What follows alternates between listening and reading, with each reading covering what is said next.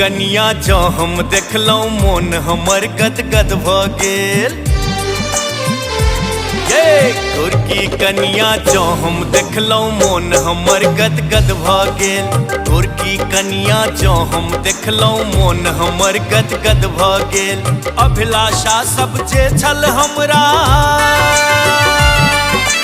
अभिलाषा सब जे छल हमरा से हो आय सफल भ गेल। गोरकी कनिया गोरकी कनिया जो हम देखलौं मोन हमर गदगद भ गेल। गोरकी कनिया जो हम देखलौं मोन हमर गदगद भ गेल।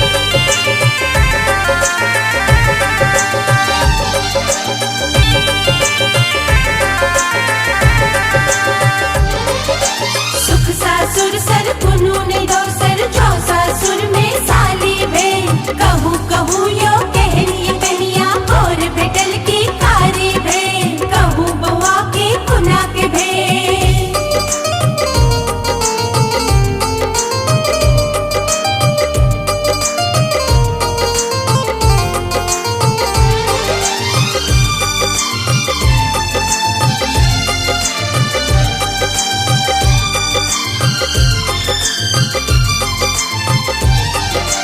ओना ते सबहा के कनिया अपना लेल सब नीके छे। ओना ते सबहा के कनिया अपना लेल सब नीके छे। सुंदरता के बात करब ते ओइ में बहुतो कमे छे। सबहक जोड़ी जो हम देखलौं, सबहक जोड़ी जो हम देखलौं हमर जोड़ी अलग पड़ गेल। गोरकी कनिया जो हम देखलौं मोन हमर गदगद भ गेल। गोरकी कनिया जो हम देखलौं मोन हमर गदगद भ गेल।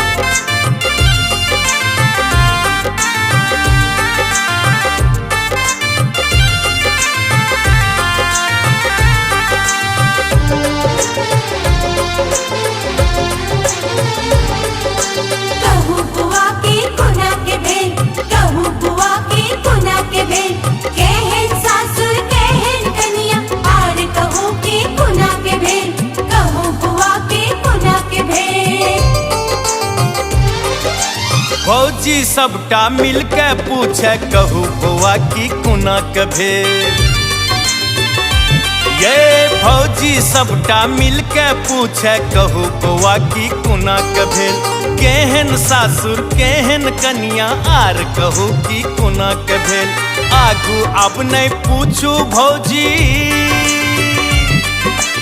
आगू अब नहीं पूछू भौजी सासुर हमरा मोन पड़ गेल। गोरकी कनिया जो हम देखलौं मोन हमर गदगद भ गेल। गोरकी कनिया जो हम देखलौं मोन हमर गदगद भ गेल।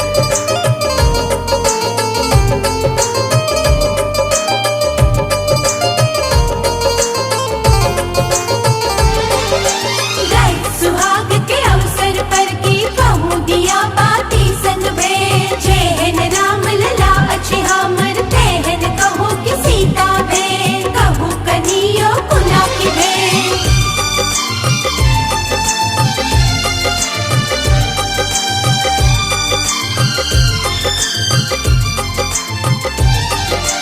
सूतल छलौं सासुर में हम बिन खटिया बिन पलंग पर।